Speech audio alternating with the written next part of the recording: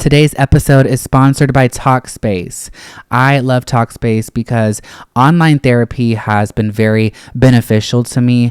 I used to stress so much about going out, dealing with a receptionist, paperwork, all of that. It really kept me from tackling my mental health and getting into therapy, but I'm very glad that we have online therapies nowadays because I don't have to deal with that anymore. So Talkspace, it's like having a mental health professional in your pocket. They offer both therapy and psychiatry. Being able to reach out to my provider anytime, anywhere, it really puts my mental space at ease. I feel more relaxed while traveling because at any given moment, if something's going wrong in my vacation, I can hit my therapist up, right?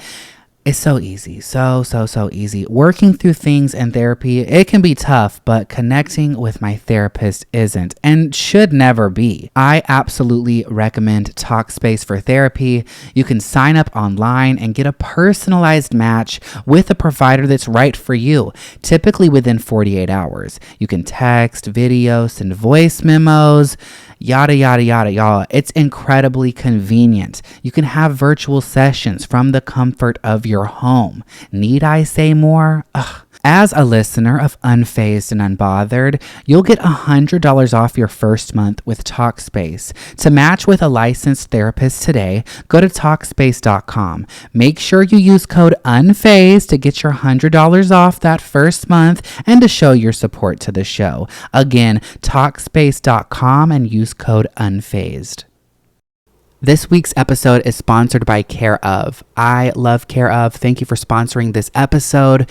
Care Of is a subscription service that ships high quality personalized vitamins, supplements, and powders conveniently to your doorstep every month. Fall is just around the corner, girls. So as the seasons are changing, now is the perfect time to reset and think about little changes you can make to your daily routine to better your health. You take a short, in-depth quiz about your lifestyle, health goals, for a personalized recommendation. It takes the guesswork out of what supplements are best suited for you. I love it. I hate foraging up and down the aisles of a grocery store searching for what I may or may not need. Care Of sends me a pack, has my name on it every morning. I open it, everything I need in one handful. Boom, boom, boom, boom, boom. Okay. Not to mention, Care Of daily vitamin packs are made of plant-based compositable films, so you can stress less about your impact on the planet. We live, laugh, love. Okay. So listen up, girls. For 50% off your first Care Of order, go to takecareof.com and enter code UNFAZED50. Again, for 50% off your first Care Of order, go to takecareof.com and enter code UNFAZED50. Hello, howdy fucking doodah. Welcome back to another episode of Unfazed and Unbothered, the podcast where we rant, rave, and ramble about literally any and everything. I am your host, Camo, and I have a lot to say. Okay? Yeah, thank you. Thank you for listening. This week, life updates. What's new? I linked up with a friend I haven't seen in quite some time. You know, I've been talking a lot about this lone soldier journey that I've been on, if you will. And I hadn't seen this friend in like 2+ months. I went seeing them 5+ days a week for the past 10 years to not seeing, texting, talking whatsoever. So it was very cute and gorgeous, for lack of better words. So we had a great time. We watched Hocus Pocus on a projector in his backyard. We had a little bonfire and we ate strawberries with jet puff cream on it, put it in the fire. Take my word for it, y'all. It's great, delicious, so cute and gorgeous. So that was fun. The movie was great, by the way. I have heard mixed reviews, and personally, I loved it. I did. It was definitely different, but also the last one came out 20 something years ago. Come on now. It's a new day and age. And I feel like they did a really good job of So the kids that played the witches, their backstory, I feel like they did a damn good job of replicating the personalities of the witches. So it was done very tastefully. It was done very well. It kept my attention, and it was very nostalgic. It was very cute and gorgeous, and I loved it, quite honestly. I mentioned last week how we were going to be cleaning out my house, and thank God today the Salvation Army, the homophobic army, came and picked up a lot of our furniture, got rid of it. The premises is looking less cluttered. Still a lot of shit in here that's gotta go, but one step at a time. Something like that. One thing at a time, one day at a time, one step at a time, okay? We're making progress, point being made, and I couldn't be happier. Yeah, it's been a long time coming. I can't believe it's taken almost 4 years to get my grandmother to this point, but she's here, so round of applause, Mimi. Meemles McMuffins. What else? Oh, I went shopping the other day at the mall. I've not been shopping at the mall in quite some time. I've been trying to not go shopping at the mall. I've been trying just to stick to thrifting, which, by the way, my thrifting problem has become even more of a problem in the past 2 weeks. I've been a little reckless with thrifting and buying records. Please. But I went to the mall, and I went to this store, Edge. Don't know if any of y'all are familiar. It's like a little hooker-esque store. It's very much fast as fuck fashion, very much one and done. A lot of their pieces. There are some that'll last a little bit longer. I used to just go get their accessories and maybe like an oversized jacket, but nothing ever fit and flattered me. Nothing. And so the other day I was like, you know what? I've lost a lot of weight, 98-ish pounds now. Let me go back to Edge. It always had me on edge when I was up in that bitch because nothing ever fit. But to my surprise, I picked up this skirt. I picked up a medium and a medium top. Went and tried them on. They were too big. Now, mind you, this store typically runs smaller. So when the mediums were too big, I was like, wait a minute, bitch. Wait a fucking minute. Had to get smalls. I got a small in this skirt and the top, which I'm going to show y'all. It was so sexy. Bitch, I can't even believe it. Here we go. So this was me the other day. Now, I would not pair these two pieces particularly because the top is giving Beetlejuice realness and the bottoms, well, the skirt is like an army green. It's got this cute and gorgeous rhinestone big buckle belt. It flares out. It's got ruffles. I'm obsessed. I'm fully obsessed. And I can't believe that I'm here. I really can't. I can't believe. If you had told me 8-9 months ago that I would be here at this point in time, physically, I would not fucking believe you whatsoever. It took me 3+ years to make the progress that I've made in 7 months this year. And I'm very proud of myself. Not a lot of things in my life I've been proud of, but this is such a proud moment for me and continues to be a proud season for me, if you will. I am just obsessed. The abs, are you kidding me? They're coming in hot and ready, bitch. Also, last week, I'm fucking careless, y'all. I'm so sorry. I've been editing the YouTube videos myself, and I am a little careless and lazy. I promised that I would insert pictures of my outfit at the Cigarettes After Sex concert, and I totally forgot.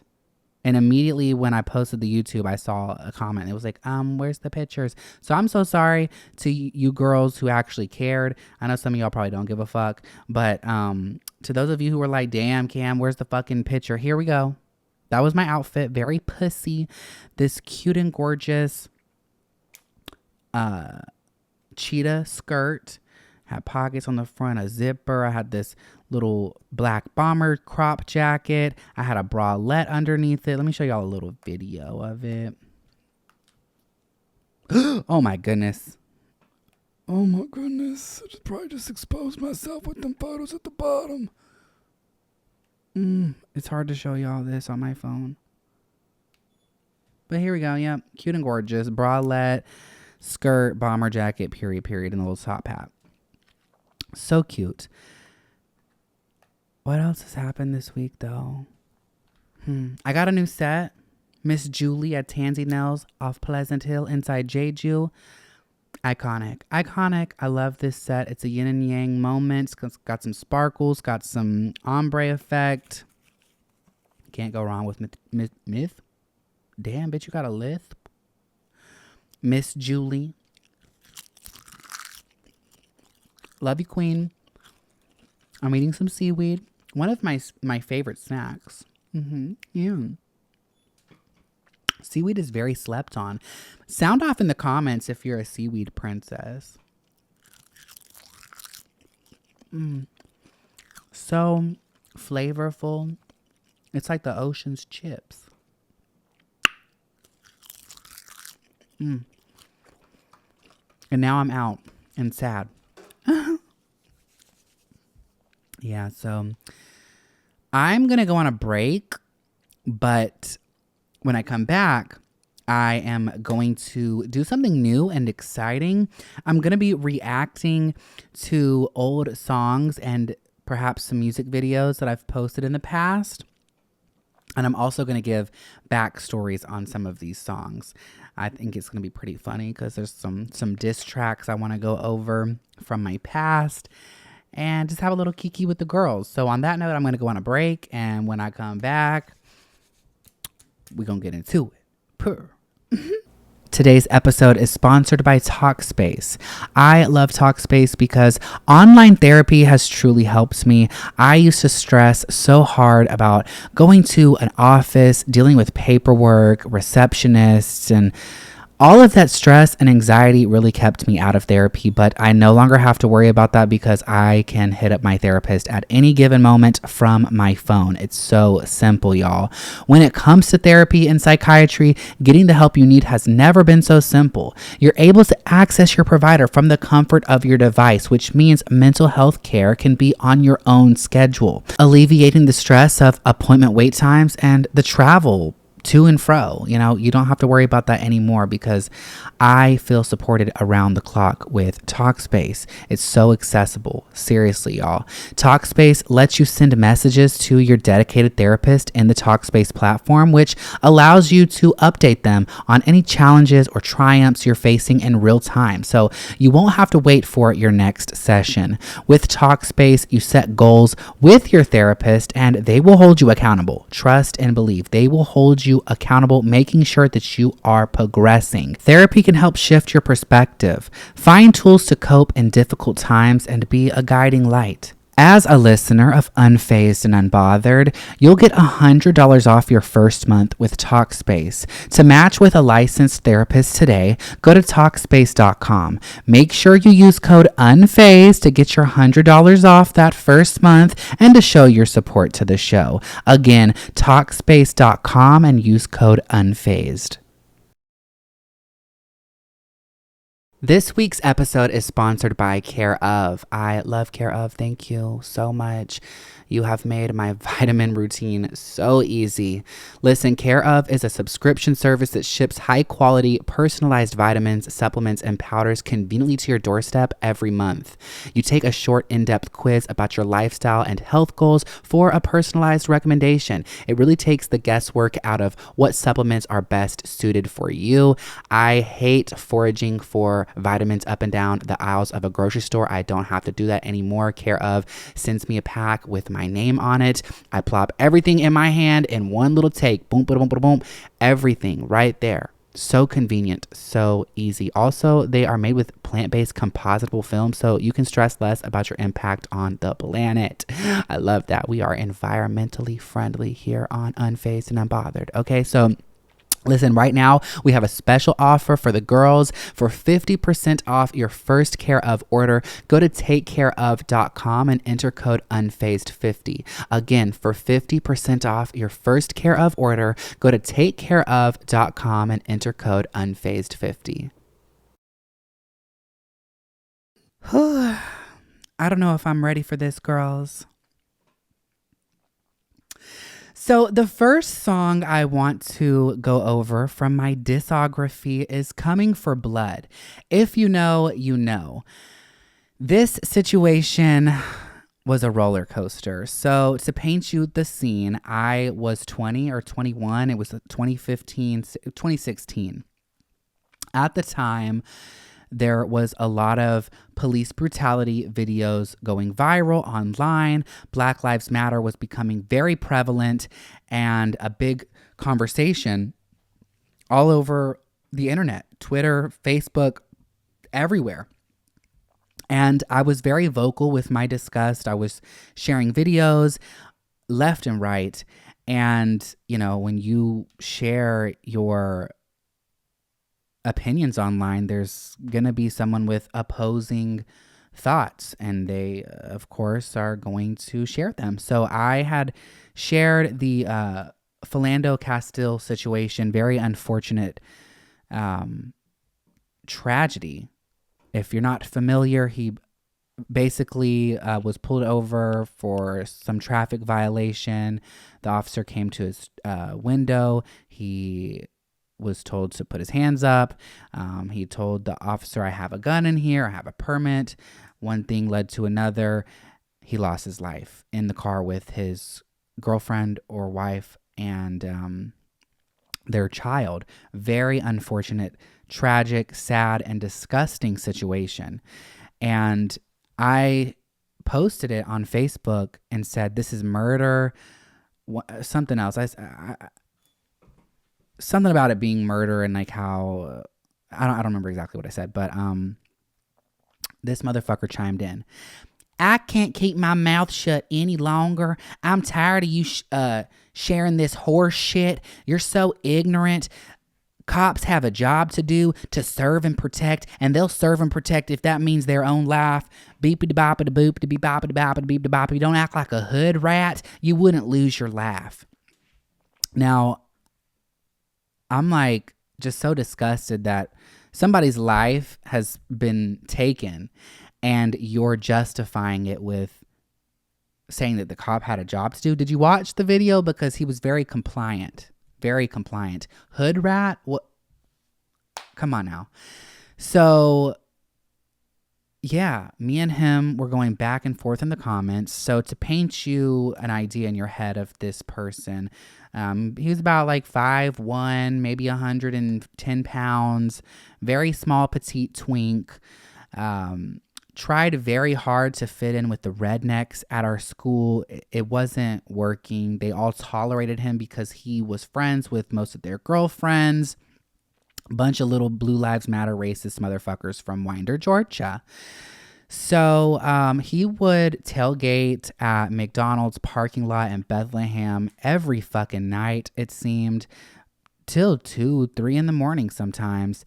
And motherfucker would wear rhinestone buckled jeans, some cowboy boots, fucking American Eagle top with a fucking scarf, puka shell necklace, Oakley shades.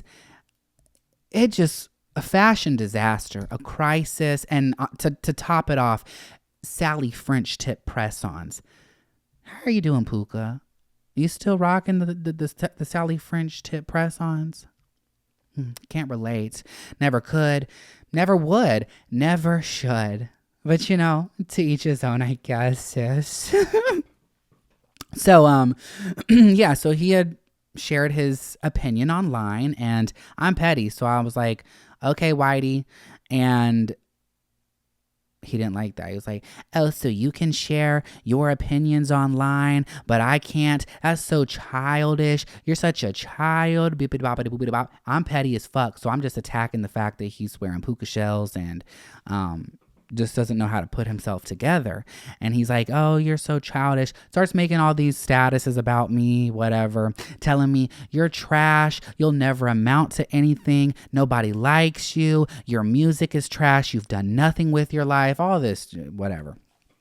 So I'm just thinking to myself, whatever, it is what it is. He blocks me. And A few days later, randomly, he messages this girl that I was friends with on Facebook. She so happened to ride my bus like 10 years prior, but there was no indication that we were friends, and I had never hung out with this person. We've not really talked much in our lives. So I don't know why, of all the people he could have reached out to, he reached out to this girl and was like, get your little friend, tell them they know where to find me. McDonald's parking lot, tailgating, of course. And I'm gonna beat their ass, beep bop boop. Please. Okay, the delusion. So I'm not feeding into it because I knew that if a physical altercation did transpire, it just was not gonna go well for him. I'm 5'11", I'm a fucking stallion. There's just no way in fuck physically he could have taken me, and it was just I'll give him I'll give it to him for being so confident, but no. Now, one of our mutual friends who also just tolerated him, it's funny because every one of his quote unquote friends have always spoken so horribly about him to me. But anyways, that's the past. He's probably a whole different person, but honestly, I don't really give a fuck. But she was like, hey, you need to add him on Snapchat. And I'm like, bitch, why? Why am I going to add him on Snapchat? Because his snaps are so fucking cringe. So I added him and immediately adds me back. Why the fuck are you adding me, you fucking faggot? I would never be seen with a faggot like yourself. Which is just so surprising to me because, like, bitch, you take dick up the ass too. Why do gays and LGBT people act like they're, well, some LGBT people be acting like there's a fucking hierarchy scale? Who can out gay who, or who's more gay? Bitch, we're all queer, okay? What difference does it fucking make? I just thought it was silly, but yeah, I would never be seen with a faggot like you. Go ahead and call me a racist with your N-word friends, please. I screenshotted that shit so goddamn quick and put it on Facebook. And one thing led to another. I was like, bitch, I'm gonna go fucking meet up with this motherfucker. He's posting on his Snapchat, I'm at the McDonald's, and this faggot ass bitch is scared as shit not showing up. You see, here I am, and they're not showing up. So I'm like, you know what? I'm taking my fucking time. I took like 45. I lived half a mile down the street. I took like 45 minutes to an hour to get up there, but it was still like 8 or 9 p.m. This motherfucker was there till 2 and 3 in the morning tailgating. So just when I got there, he was gone. It didn't make any sense. You posted all them Snapchats and now you're nowhere to be seen. But I showed up in a little crop top, these leggings, some nails. I had a ponytail in, some boots. I was giving cunt. And he was gone. So I had noticed that his bestie at the time, who ended up becoming my friend over this situation, I noticed her in one of the trucks out there. To paint you the scene, it's, like I said, 8 or 9 p.m. I showed up with a car full of like 3 or 4 people, and then 2 other cars of people that knew me showed up in support to back me up in case it was necessary. There was like 10 people there for me, and there was like 10 people there for him, but he was nowhere to be found. So I see his bestie and I'm like, hey bitch, where's your friend? We got into a little altercation. One thing led to another. She gives me his number. I'm FaceTiming him. He's not answering. That the mutual friend that had me add him on Snapchat FaceTimes him. He answers. I grabbed the phone out of her hand. Bitch, where the fuck are you? I have work in the morning, so I had to leave. But I'll find you in these streets. Bitch, bring your ass here now. You're here till 2 and 3 in the morning, bitch. It's fucking 9 at the latest. What do you mean? You live 2 minutes down the road, sweetheart. Please bring that ass here. Didn't. Nothing came of it. His people, his crew, his crowd was over there talking mad shit. And I'm like, listen, y'all can get your ass beat on his behalf. If you got something to say, right now is your opportunity. Say something. Step the fuck up. Crickets. Crickets, Boots, McGee. So I was not willing to back down at that point because you talked all that shit and got on Snapchat to your 2 followers, 2 subscribers, whatever, 2 friends on Snapchat over there talking all that shit that I didn't show up. And I did. I made my snaps and I'm like, hey, bitch, I'm here. What's all that shit you're talking, puka shells? And that night I recorded this song. So without further ado, I'm going to give y'all a little clip of it.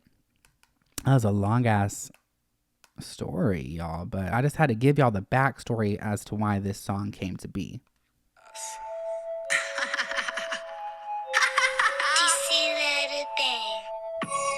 Wait a second, who? Look at me, bitch, look at you. I'm the petty god, what you wanna do? Just name the location and I'm coming through. If we throwing hands, I'm getting cuffed. Cause you gon' end in a body bag stuffed. I don't play these games. I'm gonna fast forward to the chorus. I got plenty more tea, we can sip it and sip. Don't kiss and tell, fool, how dare you a tip. Cause I hit that bitch up and made that ass unzip. I'm coming for blue. Oop. Not me forgetting my own lyrics.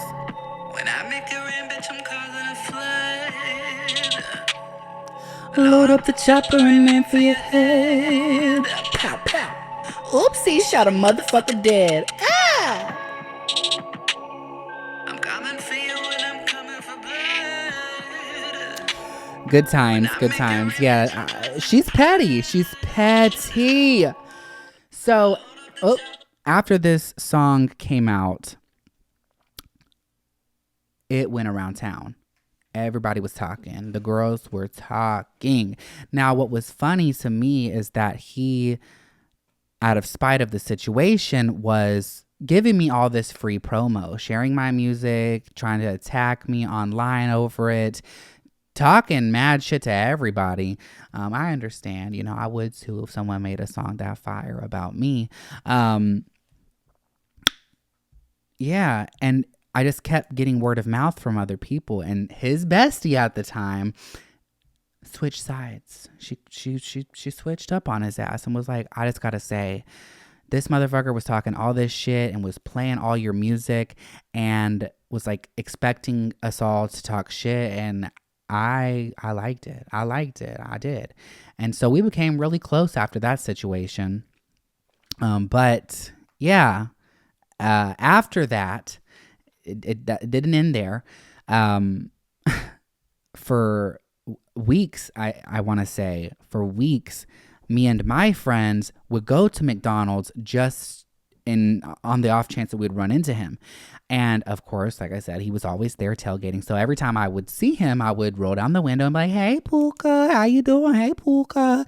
So after weeks-ish, or however long it was, his brother threw a whole McDonald's Sprite, threw it in my friend's truck, Sprite everywhere, runs at me with a knife, a fucking knife, a hunter's knife, chasing me down with this fucking knife. Of course, I was in the car. My friend fucking takes off. I had this other fucking friend, called the damn police. I'm like, bitch, why would you call the police? Why would you call the police? We're sitting here provoking a situation and you're going to call the police? Bitch, what the fuck? He was just so worked up. So he called the police. The police did get involved. I left. I fled the scene because at the time I didn't know if I could get in trouble for my song because, you know, I said, coming for you, I'm coming for blood, loaded the chopper, aim for your head, boom, boom, beep, blah, blah, boom. Now, for the record, I don't own a gun. I would never shoot somebody, but it was metaphorically speaking, like my words, I'm coming for you, bitch. I'm coming for blood. And that's exactly what I did. And anyways, the cops got involved and his bestie was allegedly there, the one that, you know, switched sides, and she filled me in on all the juicy details. So his family came up to McDonald's at the crime scene, if you will. I was home, scared, I'm not gonna lie. I was sitting there thinking, oh shit, I'm going to jail again. And didn't happen. That wasn't the case. But the parents had informed the police officers about my song and was like, my son is scared to leave the house because he's saying they're gonna shoot his head, beep bop boop. And they played the song and the officers laughed and was like, ma'am, there's really nothing we can do. rappers, they talk about killing people all day and all night. There was no mention of a name. So she's like, but they made it so painfully obvious that it was about my son. They were talking about the things he wears and this, that, and the third. I made it painfully obvious. I did, without saying names. And yeah, so they didn't win in that instance. And then for years after that, ever so often I would get bored and just feel like bullying him.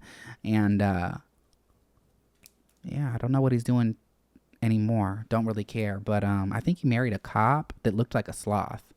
Match made in heaven. Blue Lives Matter, motherfuckers. I don't understand.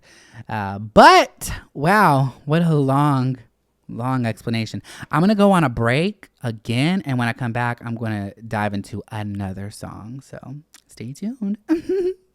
Okay, I did not expect this episode to be this long already off of one song. So this may turn into a series. If you girls enjoy it, I might just start going through old songs left and right in future episodes. Let me know if you like this idea. So this next another diss track, that was always my go-to. When I got into beefs with people, immediately I was on my mic. I was in my room. I, at the time, was living in an apartment with my mother. I was getting a Social Security check because I was in remission from my bone marrow transplant, or my blood disease, had my bone marrow transplant. Everything was in remission, but I was still collecting a very, very, very, very, very, very small government check. And I was living the life, essentially. Didn't have nothing going for myself. Didn't have anything to my name. I was broke as fuck. I was pinching pennies. But I was, for some reason, what's crazy to me is I had the least. I didn't have much going on. But I can say that in that period in time, I was seemingly the most happy I think I've ever been in my life. It was just such a carefree time. So much self-discovery. But anyways, very, very, very, very fun chapter of my life. But around the same time that the puka shell situation had occurred, there was another queer who lived in my apartment complex. Now, this person had messaged me in the past several times on the app Grindr. Yeah. Messaged me several times. Never gave them the time of day. They were not my type. Very, very, very... a very vain person. Now, we all have a level of vanity to us, but if you knew this person or had met them, I don't know how they are now. They might be a changed woman. We all change. I'm not who I was during this period of time. So this is just, my stories from that period, but just not my type. I'll say that. And I had never met them, but they lived in my apartment complex. I didn't know that.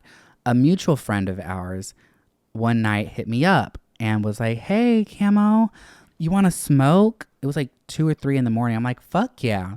So I go out. She's like, "I'm in this Lexus." I'm like, "Bitch, you ain't got a fucking Lexus. Whose car are you in? Come on, my friend's gonna smoke us out." And I was like, "Okay."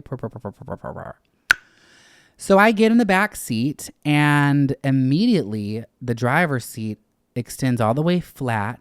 And this motherfucker was so weird. So fucking weird. There was something wrong with him. This motherfucker looks over at me. "Hi. Do you know who I am?" So uncomfortable. I'm like, "Oh, hey, girl. Yeah, I recognize you." Passes me his it was a cute little bowl, but it was like rhinestones all over it. Like, 2 queens don't rule a kingdom. Maybe they can somewhere, but It's not my type whatsoever. And we were in his sugar daddy's car. He had a sugar daddy at the time. I don't, maybe still does, but yeah, he was in a sugar daddy's rental and riding around town and that shit. After that night, we became acquainted, I'll say. We were not friends. Maybe in his eyes we were friends, but he was not my friend, okay? I would hang out with him because he was smoking me out with sugar daddy's weed. And at the time, like I had said, I was broke. I didn't have money to buy my own weed. So I got it how I could, you know? And I had to hang out with the most raunchy motherfucker I've ever met. Now, we started hanging out occasionally, always with that mutual friend, though, because there was no way I was hanging out with him on my own. One day, though, he did invite himself over, but like used our friend, made it seem like she was on the way too.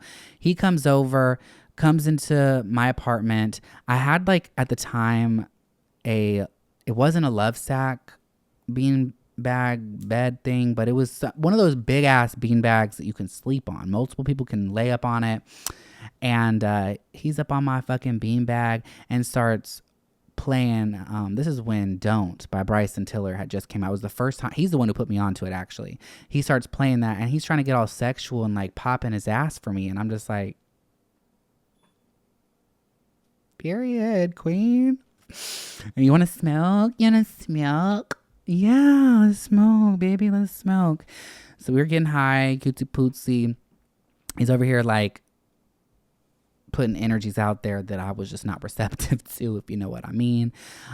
This went on for a few months. There's so many stories that I could tell you about this particular individual. I really can't believe, thinking back, that this is a real human being or was a real human being. I had introduced him one day. Now, I had to give my friends a backstory and let them know, listen, the situation is what it is. We're going to get high, girls, but please just know this is not my friend, okay? Just throwing that out there. And I'm letting you know they're going to say some shit and do some shit that's just going to make your skin crawl. Lo and behold, he pulls up. We're sitting outside this little gazebo picnic table area and waiting for him to show up with the weed, the goods. He comes up. His favorite fucking brand was Michael Kors at the time. He shows up with this brand new maroon colored Michael Kors bag. Does not say hello to my friends whatsoever. The first words he says, I'm like, hey. He puts his fucking purse on my mother's grave. I swear to God, hand on the Bible.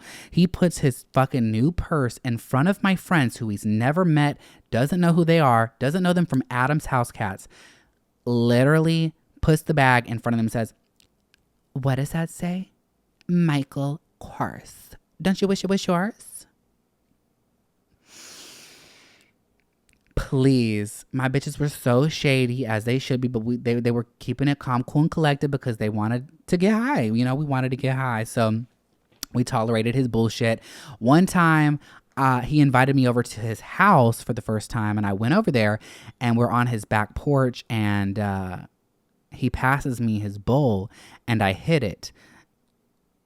This motherfucker starts laughing. I was like, what's funny? That's not weed. That's spice. Bitch, excuse me? Thank God I didn't hit it hard enough or the bowl was clogged or whatever. Also, there's like a fucking gnat in here or some. Get the fuck out of here, bitch. Anyways, so he tries to poison me with spice and it just didn't work. So immediately I was upset and I left. I was like, what? Why the fuck would you? Are you kidding me?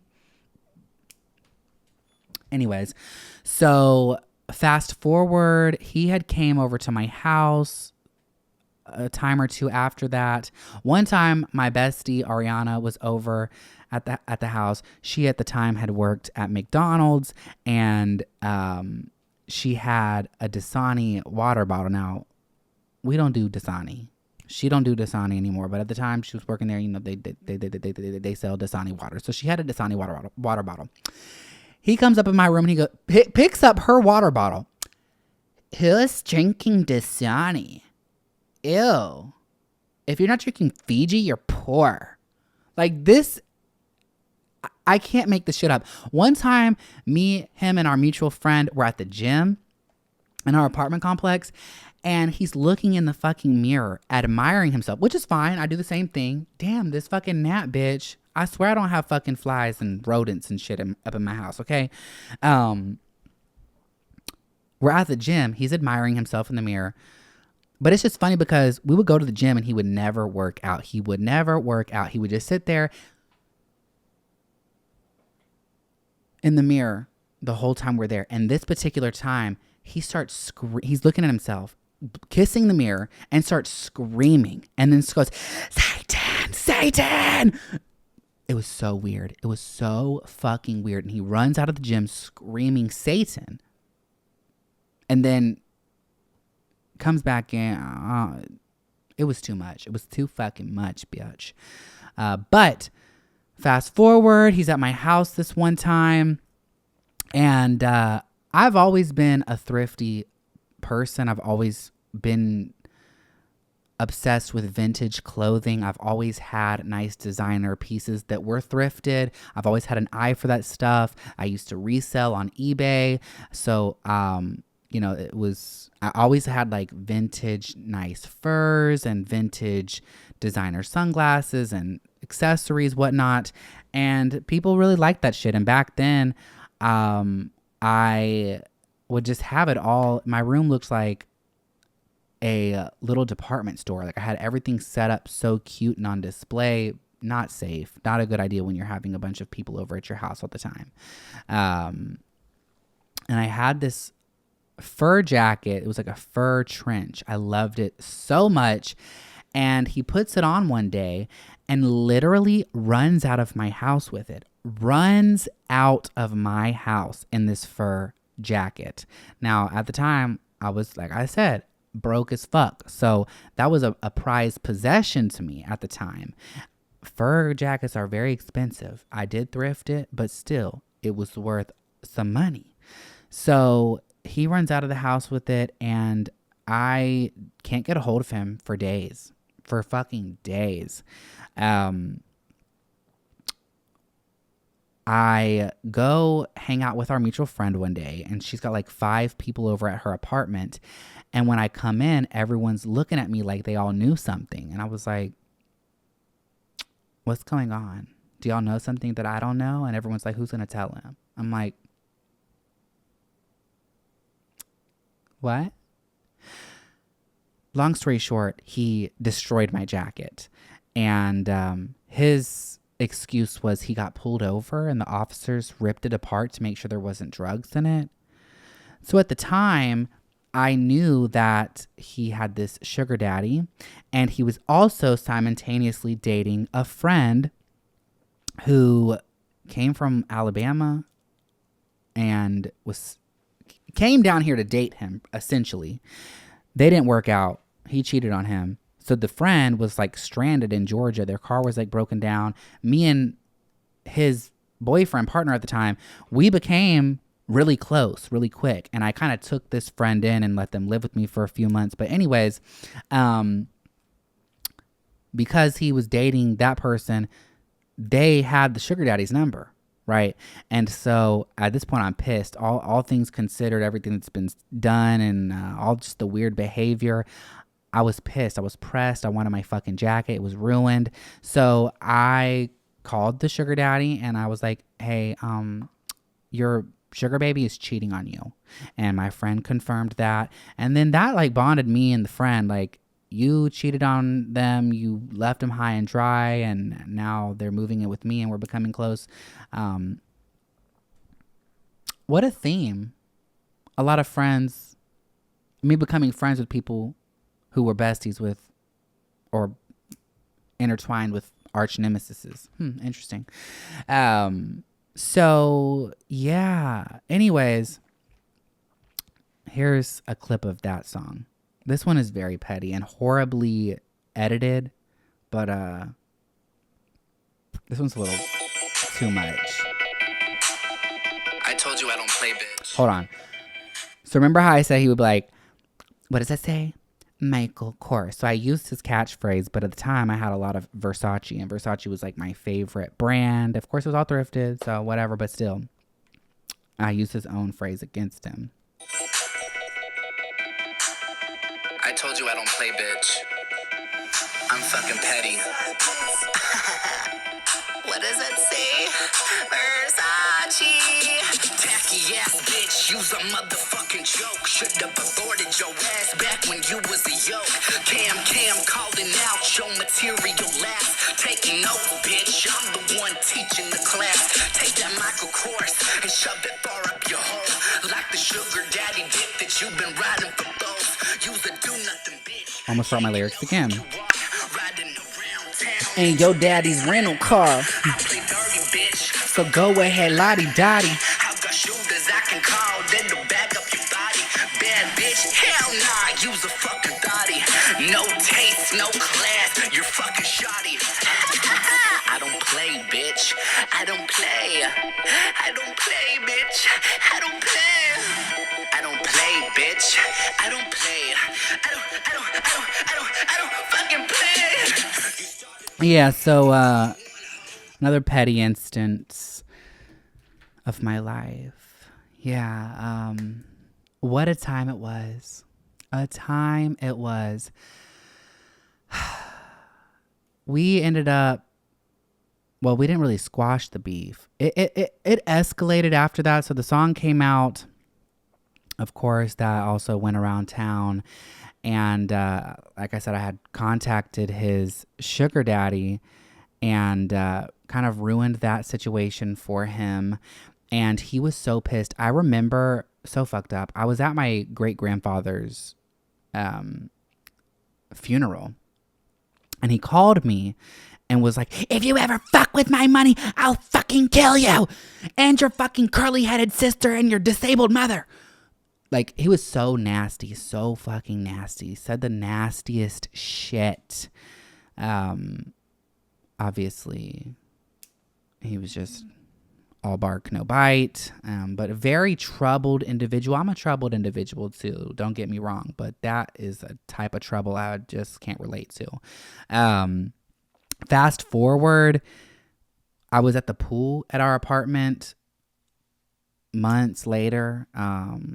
He tried to be cutesy pootsy with me and like try to resolve the situation, but I was just so disgusted. He allegedly had stopped smoking, and it was the smoking weed that was what was causing him to act in such crazy fucking ways.